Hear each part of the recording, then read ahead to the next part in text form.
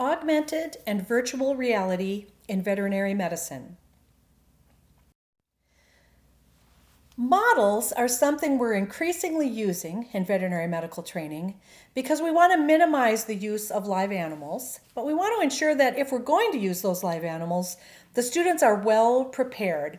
And there's a lot of evidence in the literature that shows that if you have models, even if they are low fidelity models, these don't have to be fancy things, it allows students to practice things so when they get to the live animals, they are more adept. And that's going to be very valuable, especially when we see them in senior year and they're working with client-owned animals.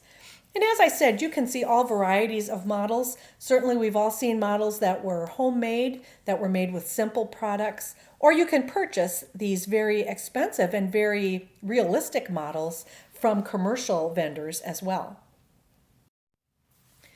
Traditionally, most of them have been created for hands-on use for clinical skills and surgery training. And I'm showing you here an example of a homemade canine neuter model that's used at Lincoln Memorial University.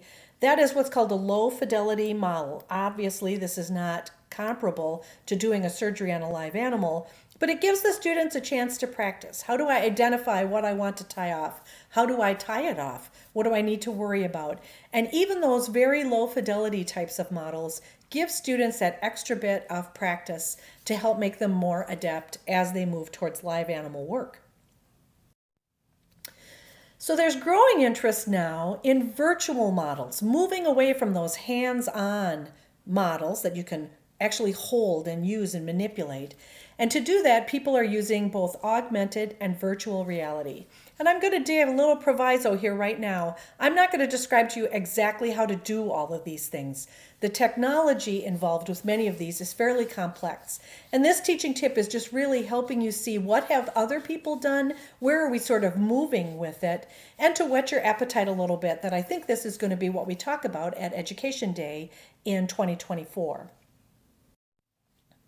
So augmented reality is an interactive environment. So part of it is real and part of it is computer generated. And so your real and your virtual worlds are superimposed on each other.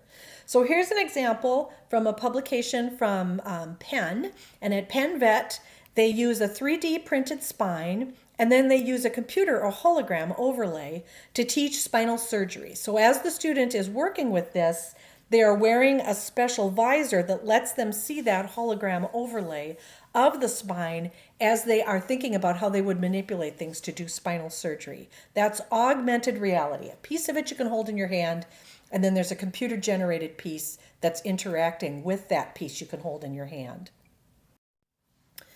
Virtual reality removes you from the real world much more so than augmented reality. And there's three variations: non-immersive, semi-immersive, and fully immersive.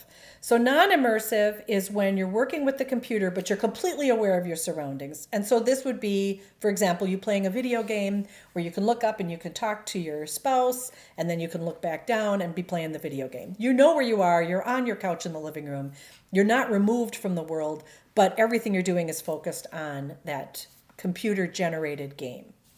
Semi-immersive is when you are a little bit more removed, but you are still aware that you are not completely immersed in the environment of the game. So an example here would be like a flight simulator, where these can be quite realistic, but you know that if you turn to your left and step down, you're back at the mall where you're playing in the flight simulator, or you're back in the training institution if you're doing this because you're training in the Air Force. You know that you can get out of it, and it's clear and easy how you're going to get out of it. And you're hearing things from outside of it. You know you're not in it to the same extent, but it is more immersive than a video game. It is more entrancing, if you will. You feel like you're more a part of what is going on.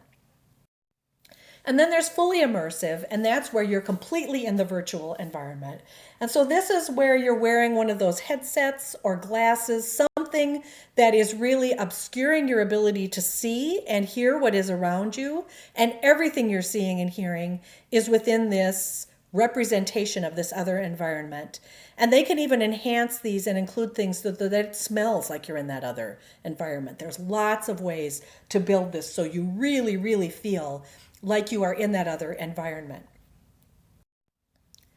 So this is an example of one that I have done. My daughter owns a system, and I stood in my living room and the Velociraptor was up next to me, and then the T-Rex came up and roared in my face.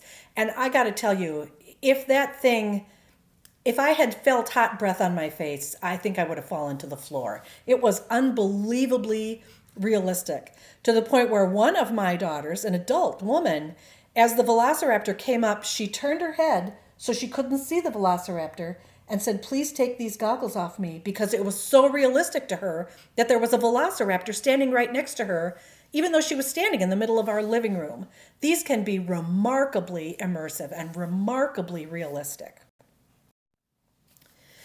If you look at the literature specifically for things that are happening in veterinary medicine, you'll find a lot of variation depending on how you do your search. And this particular review looked not just for veterinary things, but things that were related to animals in other ways. So for example, animal models in research and things of that nature. And so if you look across all of those, they came up with 24 articles that talked about the use of augmented or virtual reality for veterinary or animal related training. And I've given you the exact DOI here if you want to go and find this article and read it for yourself. Most common uses were for anatomy, by far, anatomy training. And then secondly came clinical skills training and surgery training. There was one about animal handling. There was one about post-mortem meat inspection. And there have been several about tours of animal facilities.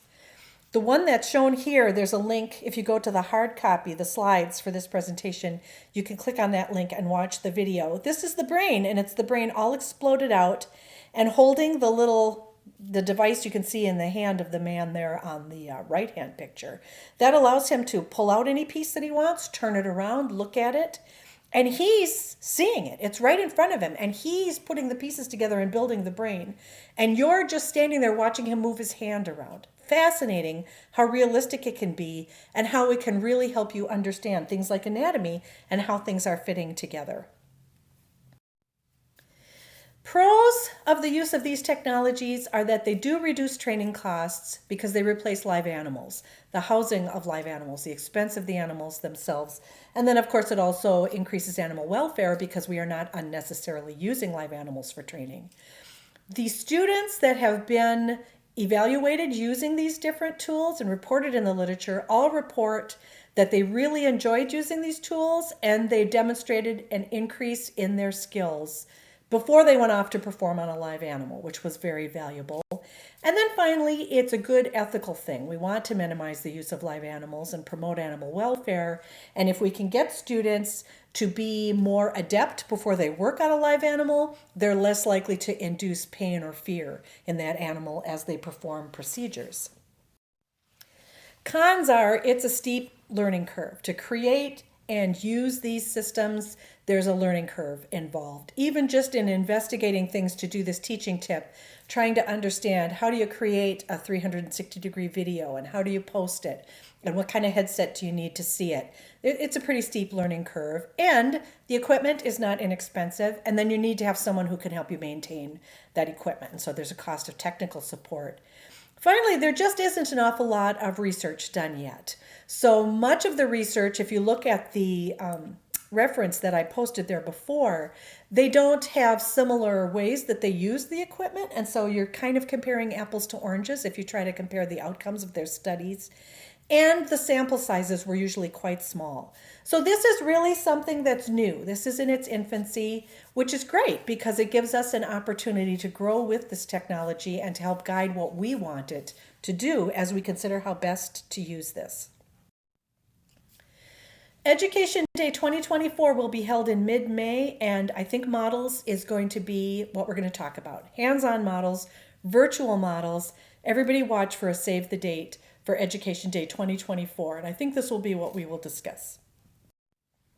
If you have any questions or comments or ideas for me about Education Day or anything else to do with models, either hands-on models or virtual models, I am Peggy Root, and I can be reached at rootk001@umn.edu.